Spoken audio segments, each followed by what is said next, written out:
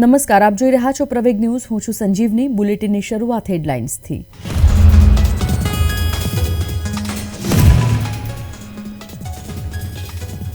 સીએમની અધ્યક્ષતામાં ગાંધીનગરના કમલમ ખાતે આજે કેબિનેટ બેઠક. કૃષિ નુકસાનથી લઈને બજેટના અમલીકરણ જેવા મુદ્દાની ચર્ચા.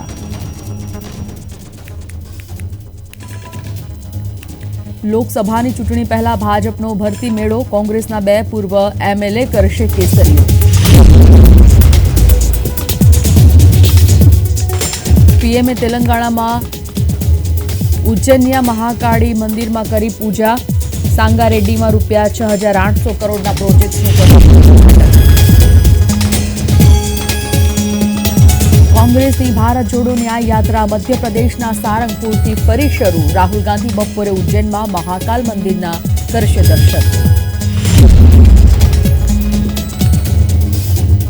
આજથી ગિરનારમાં ધ્વજારોહણ સાથે મહાશિવરાત્રી મેળાનો પ્રારંભ. ભવનાથ વિસ્તાર હર હર મહાદેવના નાદથી ગુંજી ઉઠ્યું.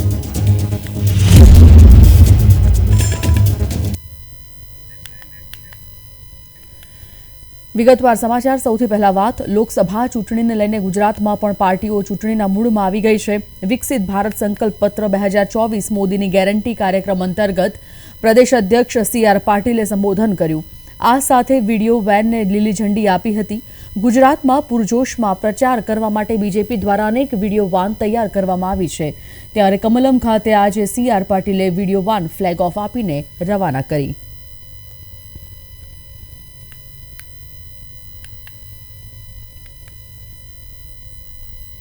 મિત્રો, ભારતીય જનતા પાર્ટી એના કરેલા વચનો હર હંમેશ પૂરા કરતા આવ્યા છે. તેનું ઉત્તમ ઉદાહરણ 370ની કલમ છે. રામ મંદિર કે અન્ય અસંખ્ય ઐતિહાસિક નિર્ણયો એ આદરણીય પ્રધાનમંત્રી શ્રી નરેન્દ્ર મોદી સાહેબે પૂર્ણ કર્યા છે. 2014 અને 2019ના સંકલ્પ પત્રોમાં પણ 95%થી વધુ જે સંકલ્પ પત્રમાં જે પ્રોમિસ કરવામાં આવ્યા હતા, જે વચનો આપવામાં આવ્યા હતા, એ પૂર્ણ કરવામાં આવે છે. ભારતીય જનતા પાર્ટી એક એવી પાર્ટી છે, એકમાત્ર પાર્ટી એવી છે કે જે સંકલ્પ પત્રને ગંભીરતાથી લે છે.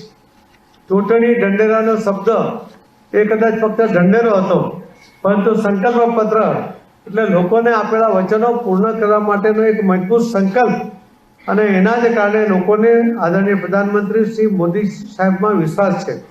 મોદીની ગેરંટી એટલે મજબૂત ગેરંટી, પથ્થરની લકીર જેવી ગેરંટી.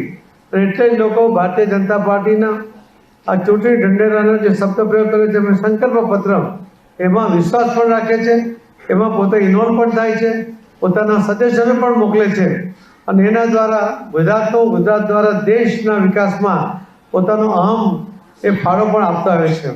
આપ સૌના માધ્યમથી આખા ગુજરાતના તમામ મતદાતા ભાઈ બહેનોને, કાર્યકર્તાઓને મારી વિનંતી છે કે આપની પાસે અનુભવનું ભાથું છે.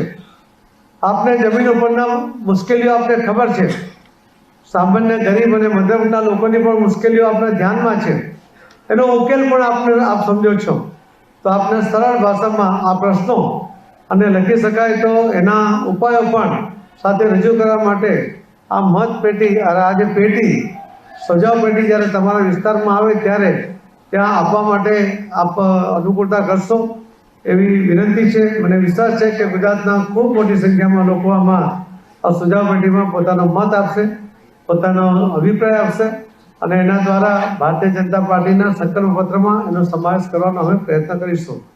આપ સૌનો પણ ખૂબ ખૂબ ધન્યવાદ. જય જય ગરી ગુજરાત. ભારત માતા કી જય. રાજ્યના પાટનગર ગાંધીનગર ખાતે આજે મુખ્યમંત્રીની અધ્યક્ષતામાં કેબિનેટ બેઠક મળશે. વિગતો મુજબ આજની આ બેઠકમાં કમોસમી વરસાદથી થયેલ નુકસાન અને પીએમ મોદીના ગુજરાત પ્રવાસને લઈને ચર્ચા થશે. આ સાથે ધોરણ 10 અને 12 બોર્ડની પરીક્ષા બાબતે પણ ચર્ચા કરવામાં આવશે. નોંધનીય છે કે રાજ્યમાં હવામાન વિભાગની આગાહી બાદ અનેક વિસ્તારોમાં કૃષિ પાકને ભારે નુકસાન પહોંચ્યું છે. સીએમ ભૂપેન્દ્ર પટેલની અધ્યક્ષતામાં મળનારી બેઠકમાં આગામી દિવસોમાં પીએમ મોદીના પ્રવાસને લઈને ચર્ચા કરવામાં આવશે.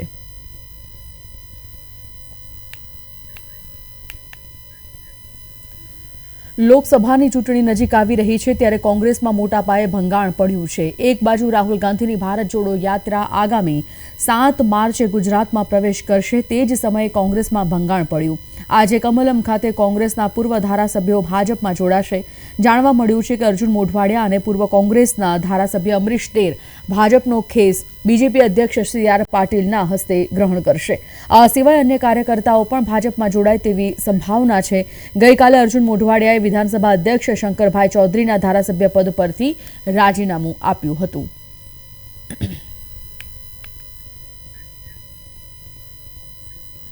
ગુજરાતના મુખ્યમંત્રી ભૂપેન્દ્ર પટેલે સુરેન્દ્રનગર ખાતે ₹1584.8 કરોડના કુલ 131 વિકાસ પ્રકલ્પોના લોકાર્પણ કર્યા હતા. આ પ્રસંગે ત્રિમંદિર સુરેન્દ્રનગર ખાતે યોજાયેલ કાર્યક્રમમાં મુખ્યમંત્રીએ સુજલામ સુફલામ જળ અભિયાન 2024નો રાજ્યવ્યાપી શુભારંભ પણ કરાવ્યો હતો. આ પ્રસંગે મુખ્યમંત્રીએ જણાવ્યું હતું કે સુરેન્દ્રનગર માટે આજે સોનેરી સૂરજ ઉગ્યો છે. કેટલાક વર્ષોના તપ બાદ આજે સૌથી મોટી સમસ્યાનો અંત લાવી શક્યા છીએ. વડાપ્રધાન નરેન્દ્ર મોદીએ ગરીબ, અન્નદાતા, યુવા વર્ગ અને નારી શક્તિની તાકાતથી ભારતને વિકસિત રાષ્ટ્ર બનાવવાની દિશા આપી છે.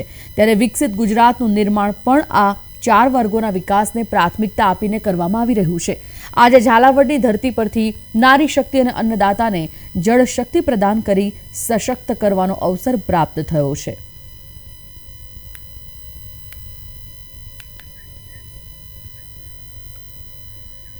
રાહુલ ગાંધીની ભારત જોડો ન્યાય યાત્રા 7મી માર્ચથી ગુજરાતમાં શરૂ થવાની છે અને તેને લઈને પ્રેસ કોન્ફરન્સમાં શક્તિસિંહ ગોહિલે વિગતવાર માહિતી આપી. આ યાત્રા 7 માર્ચે રાજસ્થાનના બાંસવાડાથી બપોરે 3 વાગે ગુજરાતના દાહોદ જિલ્લાના ઝાલોદ ખાતેથી પ્રવેશ કરશે. ભારત જોડો ન્યાય યાત્રા ગુજરાત રાજ્યમાં 4 દિવસમાં 7 જિલ્લામાં 400થી વધુ કિલોમીટરનો પ્રવાસ કરી મહારાષ્ટ્ર રાજ્યમાં પ્રવેશ કરશે. ભારત જોડો ન્યાય યાત્રામાં રાહુલ ગાંધી કંબોઈધામ, પાવાગઢ તળેટી મંદિર, હરસિદ્ધિ માતાજી મંદિર રાજપીપળા, સ્વરાજ આશ્રમ બારડોલી સહિતના ઐતિહાસિક અને વંદનીય સ્થળોની મુલાકાત લેશે.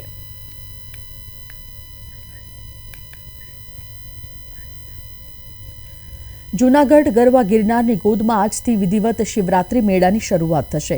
ભજન, ભોજન અને ભક્તિના ત્રિવેણી સંગમથી યોજાતા આ મેળામાં દેશ વિદેશમાંથી લાખો ભાવિકો ઉમટી પડશે. 8મી માર્ચ સુધી હર હર મહાદેવના નાદ સાથે આ મેળામાં લાખોની સંખ્યામાં શ્રદ્ધાળુ પુણ્યનું ભાથું બાંધશે.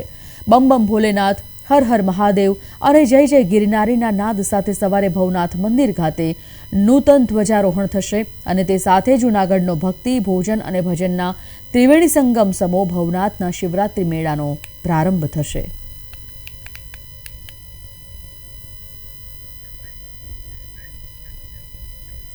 વડાપ્રધાન નરેન્દ્ર મોદી મંગળવારે ઓડિશામાં ₹19,600 કરોડથી વધુના વિકાસ પ્રોજેક્ટને ભેટ આપશે. વડાપ્રધાન જાજપુર જિલ્લાના ચંદીખોલમાં એક કાર્યક્રમમાં પ્રોજેક્ટનું અનાવરણ કરશે. 5મી માર્ચે ભૂતપૂર્વ મુખ્યમંત્રી બીજુ પટનાયકની જન્મજયંતિ પણ છે, જેમના નામ પરથી શાસક BJDનું નામ રાખવામાં આવ્યું છે. સત્તાવાર કાર્યક્રમ પછી તેઓ જનતા દળના ગઢ એવા જાજપુરમાં ભાજપની રેલીને સંબોધિત કરશે. ત્યારબાદ પ્રધાનમંત્રી પારાદીપ રિફાઇનરીમાં ઇન્ડિયન ઓઇલ કોર્પના મોનોઇથિલિન ગ્લાયકોલ પ્રોજેક્ટનું ઉદ્ઘાટન કરશે.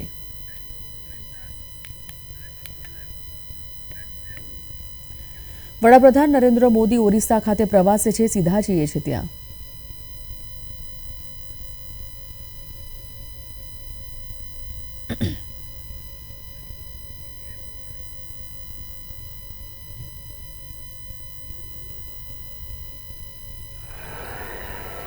मोदी लगातार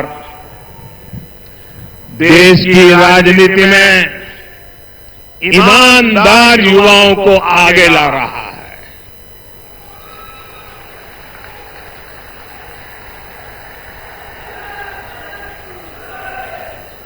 ये परिवारवादियों ने देश को लूटा, अपनी तिजोरियां भरी. मोदी ने उसको जो तनख्वाह मिलती है ना, सरकार से जो पेमेंट मिलता है महीने का, उसमें से भी जब जब मौका आया कुछ न कुछ मैंने लोगों के लिए खर्च कर दिया है, दान कर दिया है.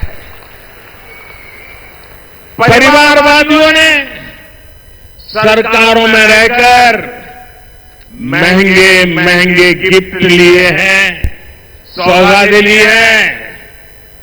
और गिफ्ट के जरिए भी अपने काले धन को सफेद बनाया।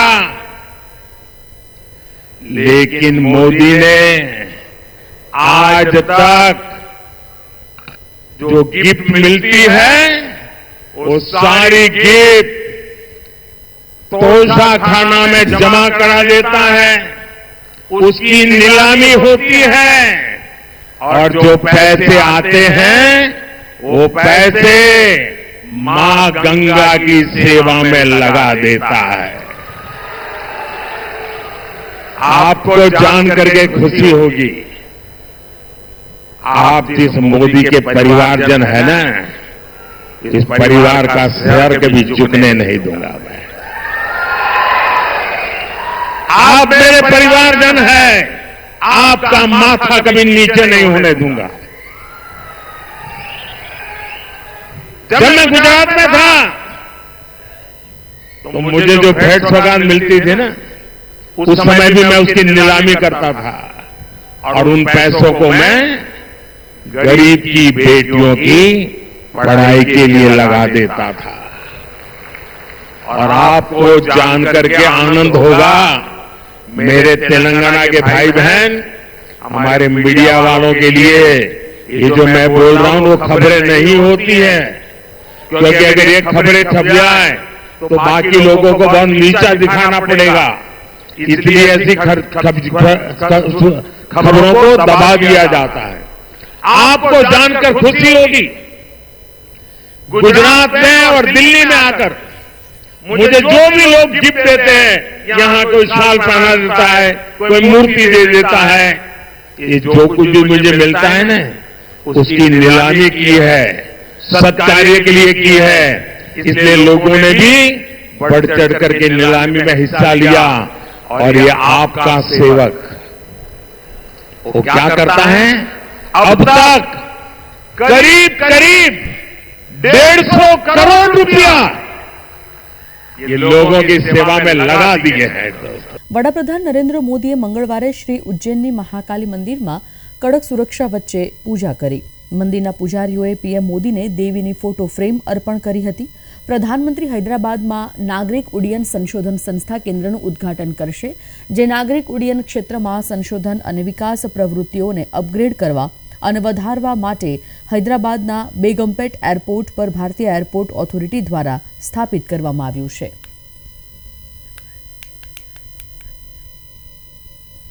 કોંગ્રેસ નેતા રાહુલ ગાંધીની ભારત જોડો ન્યાય યાત્રા મંગળવારે સવારે મધ્યપ્રદેશના રાજગઢ જિલ્લાના સારંગપુરથી ફરી શરૂ થઈ હતી અને આ યાત્રા મંગળવારે મધ્યપ્રદેશના રાજગઢ અને શાજાપુર જિલ્લામાંથી પસાર થશે. રાત્રે ઉજ્જૈનમાં રોકાશે. રાહુલ બપોરે 2 કલાકે શહેરના મહાકાલ મંદિરના દર્શન કરશે. આ યાત્રા ઉજ્જૈનથી ધાર અને રતલામ થઈને 7મી માર્ચે ફરીથી રાજસ્થાન પહોંચશે અને મણિપુરથી શરૂ થયેલી રાહુલ ગાંધીની ભારત જોડો ન્યાય યાત્રા 15 રાજ્યોમાંથી 6700 કિલોમીટરનું અંતર કાપીને મુંબઈમાં સમાપ્ત થશે. કેન્દ્રીય મંત્રી નીતિન ગડકરીએ વડાપ્રધાન નરેન્દ્ર મોદીના નિર્ણાયક નેતૃત્વની પ્રશંસા કરી અને કહ્યું કે ભારત યોગ્ય નીતિઓ અને યોગ્ય નેતાને કારણે બદલાઈ રહ્યું છે. ભારતીય જનતા યુવા મોરચા દ્વારા આયોજિત નમો યુવા સંમેલનને સંબોધતા ગડકરીએ કહ્યું કે આખો દેશ મોદી દ્વારા લાવવામાં આવેલા પરિવર્તનનો અનુભવ કરી રહ્યો છે. તેમણે દાવો કર્યો હતો કે કોંગ્રેસ હેઠળ દેશનો વિકાસ થયો નથી અને મનમોહન સિંહની મૌન સરકારે નાગરિકોની વાત સાંભળી નથી.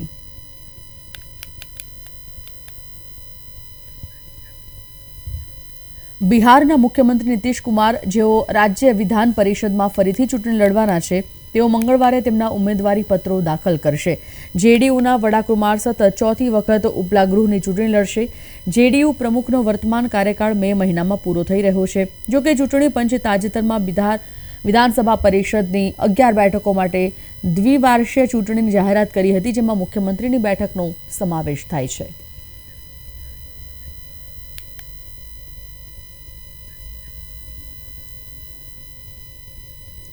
લોકસભા ચૂંટણીને લઈને તૈયારીઓ શરૂ થઈ ગઈ છે, ત્યારે તેલંગાણાના વારંગલમાં ખેડૂતોએ ધમકી આપી છે. જોકે તેમના નાશ પામેલા પાકને બચાવવા માટે પાણી છોડવામાં નહીં આવે તો તેઓ કોઈપણ રાજકીય નેતાને જિલ્લામાં પ્રચાર કરવા દેશે નહીં. શ્રી રામસાગર પ્રોજેક્ટમાંથી અનંત સાગર કેનાલમાં તાત્કાલિક પાણી છોડવાની માંગણી સાથે ખેડૂતોએ કરીમનગર, વારંગલ નેશનલ હાઈવે પર વિરોધ પ્રદર્શન કર્યું હતું. તેમણે કહ્યું હતું કે જો પાણીની માંગ પૂરી નહીં થાય તો તેઓ માત્ર રાજકીય નેતાઓનું સમર્થન પાછું ખેંચી લેશે નહીં, પરંતુ તેમને જિલ્લામાં પ્રવેશવા દેશે નહીં.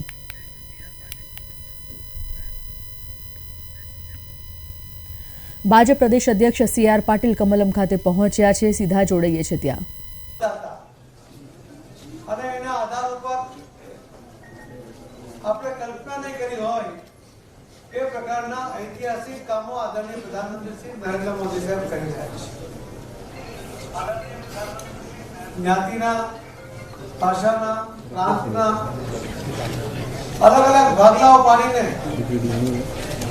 જે આજ દિન સુધી અનેક પાર્ટીઓએ રાજ કર્યું, પરિવારવાદની વાત કરી, મોદી સાહેબે એને તિલાંજલિ આપીને સૌને એક કરીને સફળતાપૂર્વક આ જ્ઞાતિવાદને દૂર કરવામાં અમને સફળતા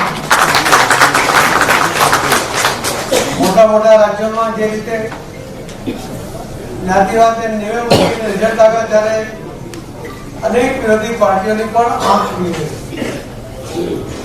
વિકાસના નામે ક્યારે જીતાય નહીં એવા જે દલીલો કરવાવાળા હતા એવા લોકોને મોદી સાહેબે જવાબ આપ્યો છે કે વિકાસ લોકો ઈચ્છે છે, લોકો વિકાસની સાથે છે અને વિકાસના આધાર ઉપર રાજકારણ કરવું, રાષ્ટ્ર નીતિના આધાર ઉપર રાજકારણ કરવું અને એના માટે દરેક સેક્ટરના લોકો માટે યોજના બનાવીને એમના ઉદ્ધાર માટે કામ કરવું. આપણે જોયું છે કે મોદી સાહેબે 4 મુખ્ય સેક્ટરને પસંદ કર્યા. આ દેશની મહિલા જે પોતાને સુરક્ષિત માને છે એનું કારણ પણ નરેન્દ્ર મોદી સાહેબ માને છે કે મોદી સાહેબને કારણે મોદી સાહેબ અમને અધિકાર અપાવ્યા. તાલુકા પંચાયત, જિલ્લા પંચાયત, નગરપાલિકા, મહાનગરપાલિકામાં 50% રિઝર્વેશન અપાયું. અંગ્રેજોના ગુલામીની નિશાની એવી લોકસભાના બિલ્ડિંગ એની જગ્યાએ નવું લોકસભાનું ભવ્ય ભવન નિર્માણ કર્યું અને એમાં ઐતિહાસિક નિર્ણય કર્યો કે આ દેશની બહેનોને આ દેશના તમામ રાજ્યોમાં અને લોકસભામાં 33% રિઝર્વેશન એમને સફળતાપૂર્વક અપાયું. આ દેશના યુવાનો સ્વાવલંબી બને એના માટે, એમને ટેલેન્ટનો ઉપયોગ કરી શકે એના માટે, એમને જોઈતી આર્થિક જરૂરિયાત માટે બેંકો લોન આપે, પરંતુ યુવાનો પાસે કદાચ જામીન આપવા માટે કોઈ વ્યવસ્થા ના હોય, કોઈ નાસીપાસ કરતા એના માટે બેંકોને એમ કહ્યું કે આ તમામ દેશના યુવાનો કે પ્રામાણિક છે, મને એમનામાં વિશ્વાસ છે, એનો જામીન નરેન્દ્ર મોદી હું છું. આખા દુનિયામાં કોઈ રાષ્ટ્રપતિ કે પ્રધાનમંત્રીએ આ દેશના યુવાનોની જવાબદારી લીધી હોય તો એકમાત્ર કિસ્સો નરેન્દ્ર મોદી સાહેબનો છે. આ દેશના ખેડૂતોની આવક બમણી થવી જોઈએ, ફક્ત વાત નહીં પરંતુ એની પર ઠોસ કામ થયું. પહેલી વાર ખેડૂતો માટેની યોજના બની, એમના દરેકના ખાતામાં 6000 રૂપિયા જમા કરવામાં આવ્યા. જેને આપણે અન્નદાતા કહીએ છીએ, જેને આપણે જગતનો તાત કહીએ છીએ, એ જગતનો તાત લાચાર ના હોય એવું મોદી સાહેબ માને છે. એટલા માટે નાની જરૂરિયાત માટે પણ ખેડૂતો નાયબ મામલતદાર જેવા અધિકારીને પણ અરજી કરે કે મહેરબાન સાહેબ મને આ મદદ કરો, એવું લાચારી ત્યાં પ્રગટ કરે. એના માટે કોઈ અરજી ના કરે, સીધા એના ખાતામાં પૈસા જમા થાય, કોઈ વચેટીઓ નહીં, કોઈ દલાલ નહીં, કોઈ અરજી નહીં. એ પ્રકારનું સન્માન ખેડૂતોને આપીને એમના માટેની આ યોજના સાકાર કરી. મોદી સાહેબે ખેડૂતોની સાથે સાથે એમને યોગ્ય ભાવ મળે એના માટે પણ સફળ પ્રયત્ન કર્યા. એમની આવક બમણી થાય એ દિશામાં કામ કરી રહ્યા છે. અને એમણે 4થું સેક્ટર પસંદ કર્યું, ગરીબ. આ દેશમાં અનેક ગરીબ આદિવાસી ભાઈ બહેનો છે, અનેક ગરીબ દલિત ભાઈ બહેનો છે, પરંતુ મધ્યમ વર્ગના અને ગુજરાતમાં પણ ગરીબ લોકો છે. એટલે ગરીબની વ્યાખ્યામાં જેને આર્થિક સહાયની જરૂર છે, સરકારની યોજનાઓ દ્વારા એને મદદની જરૂર છે, એવા સેક્ટર માટે એમણે દરવાજા ખોલ્યા, એટલે સંકલ્પ કર્યો. અને સંકલ્પના આધારે છેલ્લા 10 વર્ષની અંદર 25 કરોડ લોકોને ગરીબી રેખામાંથી મોદી સાહેબ બહાર લાવી શક્યા છે. આ કોઈ મોદી સાહેબનો આંકડો નથી, પરંતુ જે ફિગર આવ્યા છે, જે અલગ અલગ સંસ્થા દ્વારા દુનિયાની યુરોપમાં જે રીતે આની પર સર્વે થાય છે, એના જે આંકડાઓ આવે છે કે કે ઓથેન્ટિક આંકડાના આધારે 140 કરોડમાંથી 25 કરોડ લોકો એ ગરીબી રેખામાંથી બહાર આવ્યા અને બાકીના લોકો પણ બહાર આવે એના માટે પ્રયત્નશીલ છે. આપણા કરતા અનેક ઘણો વિકાસ વિકસિત રાજ્યોમાં વિકસિત દેશોમાં છે, પરંતુ મોદી સાહેબની જે ઝડપ પકડી છે, ભારતમાં જે વિકાસના કામોની જે ઝડપ પકડાઈ છે, ઇન્ફ્રાસ્ટ્રક્ચરની જે ક્વોલિટી બને છે, એના કારણે વિકસિત દેશોને પણ લાગે છે કે હવે ભારતને રોકી શકાય એમ નથી. એ પહેલા નંબર પર મોદી સાહેબના નેતૃત્વમાં જરૂર થશે. આપ સૌ પણ રાજકીય પાર્ટીના કાર્યકર્તા તરીકે આપ સૌએ કામ કર્યું હશે. લોકોને મદદ કરવા માટેની ભાવના સાથે તમે રાજકીય કારકિર્દી શરૂ કરી, પણ નિરાશ થયા હશો. અને આજે આપને પણ લાગે છે કે મોદી સાહેબના નેતૃત્વમાં ગુજરાતનો વિકાસ થાય, ગુજરાતના વિકાસ સાથે આ દેશનો વિકાસ થાય, એમાં તમારું પણ યોગદાન રહે. લોકોનું કામ કરવાની જે તમારી ઈચ્છા છે, લોકોને મદદ કરવાની જે ભાવના છે, તે પૂર્ણ કરવા માટેનો પ્લેટફોર્મ તમને મળે, એટલા માટે આજે આપ સૌ આદરણીય પ્રધાનમંત્રી શ્રી નરેન્દ્ર મોદી સાહેબના નેતૃત્વમાં ભારતીય જનતા પાર્ટી સાથે જોડાઈ રહ્યા છે. હું આપ સૌનું ખૂબ ખૂબ દિલથી સ્વાગત કરું છું. આવો આપણે સાથે મળીને ગુજરાતનો અને દેશના વિકાસમાં યોગદાન આપવા માટે મોદી સાહેબના યજ્ઞમાં આપણે પણ કંઈક આહુતિ આપીને કામ કરીએ. લોકોની જે ઈચ્છા છે, લોકો માટે કામ કરી છે, તમારી પણ ઈચ્છા છે, એ બંને પૂર્ણ કરવા માટે આપણે ખભે ખભે મિલાવીને કામ કરી. આજે સૌ આગેવાનોનું અને આપ સૌનું પણ હું અહીં સ્વાગત કરું છું. બધાનું નામ નથી લેતો કે એકનું પણ રહી જાય તો કોઈને લાગે કે મારું નામ રહી ગયું, પરંતુ સ્વાભાવિક જ્યારે સ્વાગત કરીશું ત્યારે બધાના નામ આવશે. ફરીથી આપ સૌને દિલથી સ્વાગત કરીને મારી વાતને વિરામ આપું છું. જય જય ગરીબ ગુજરાત, ભારત માતા કી જય. આભાર પાટીલ સાહેબ. આજે ભારતીય જનતા પાર્ટીમાં જોડાવા જઈ રહ્યા છે એવા નેતાઓ, એમાં સૌપ્રથમ કોંગ્રેસના પૂર્વ અધ્યક્ષ તેમજ પૂર્વ વિપક્ષના નેતા અને 3 ટર્મ સુધી ધારાસભ્ય રહી ચૂકેલા એવા આદરણીય શ્રી અર્જુનભાઈ મોઢવાડિયાનું સ્વાગત ભારતીય જનતા પાર્ટીમાં કરવા માટે હું સીઆર પાટીલ સાહેબને વિનંતી કરીશ કે ખેસ અને ટોપી ધારણ કરાવી તેઓને ભારતીય જનતા પાર્ટીમાં પ્રવેશ આપે. આપણે સૌ આપણને તાળીઓના ગગડાટથી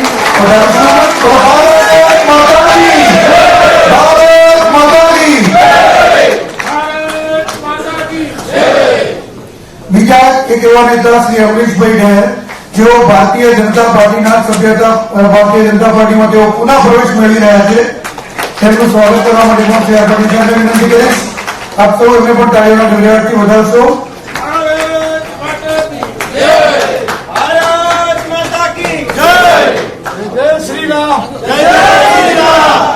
શ્રી મોહનભાઈ કંડોરિયા લોકસભા તેમજ વિધાનસભાના ઉમેદવાર રહી ચૂકેલા છે અને તે પણ કોંગ્રેસના એવા દિગ્ગજ નેતા છે. તેમનું પણ સ્વાગત છે. સીઆર પાટીલ સાહેબ કેસ અને ટોપી ધારણ કરાવી કરી રહ્યા છે ભારતીય જનતા પાર્ટીમાં.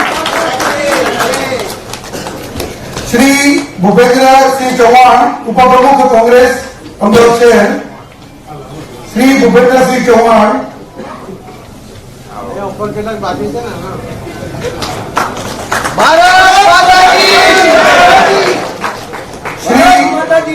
હિતેશભાઈ પટેલ ઉર્ફે બજરંગ સુરેન્દ્રનગર આમ આદમીના પ્રમુખ છે જિલ્લાના, તેમજ તેઓ વિધાનસભામાં 41,000 મત મેળવી અને ગત વખતે બીજા નંબરે રહ્યા હતા. કોંગ્રેસ ત્રીજા નંબરે હતી ત્યાં આગળ.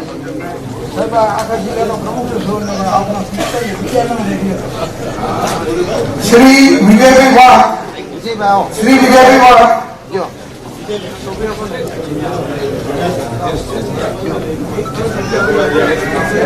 નવસારી વિધાનસભામાં શ્રી સીઆર પાટીલ સાહેબની સામે ઉમેદવાર રહી ચૂકેલા અને માજી નગરપાલિકાના પ્રમુખ એવા ધર્મેશ કુમાર ભીમાભાઈ પટેલ નવસારી લોકસભામાં સીઆર પાટીલ સાહેબ સામે જે ઉમેદવાર રહી ચૂકેલા છે એવા શ્રી ધર્મેશ કુમાર ભીમાભાઈ પટેલ, શ્રી જિગ્નેશભાઈ રશ્મિભાઈ પટેલ અને શ્રી રવિભાઈ છોટુભાઈ પટેલ. જે લોકોનું સ્વાગત થઈ ગયું હોય તેઓ પાછળ આવવા વિનંતી છે. આગળ બીજા લોકોને શ્રી દિગ્વિજયભાઈ દેસાઈ, શ્રી દિગ્વિજયભાઈ દેસાઈ,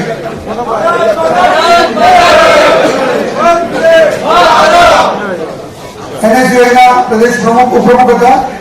શ્રી વિશાલભાઈ સોલંકી ગુજરાત પ્રદેશ કોંગ્રેસ સમિતિમાંથી, શ્રી નવીનસિંહ દેવડા મહામંત્રી પ્રાણી સેના અમદાવાદ, શ્રી હિમાંશુભાઈ દેસાઈ પ્રમુખ શિવસેના અસારવા વિધાનસભા ભારતીય જનતા પાર્ટીમાં તમારું સ્વાગત કરવા માટે પ્રદેશના અન્ય મહાનુભાવો અન્ય નેતાઓ તેમજ પ્રદેશના પદાધિકારીઓને પણ વિનંતી કરું છું તેઓ પણ આ નેતાઓનું સ્વાગત કરે. પટેલ સાહેબની સાથે સાથે શ્રી મુકેશભાઈ મારવાડી સમાજના અગ્રણી છે.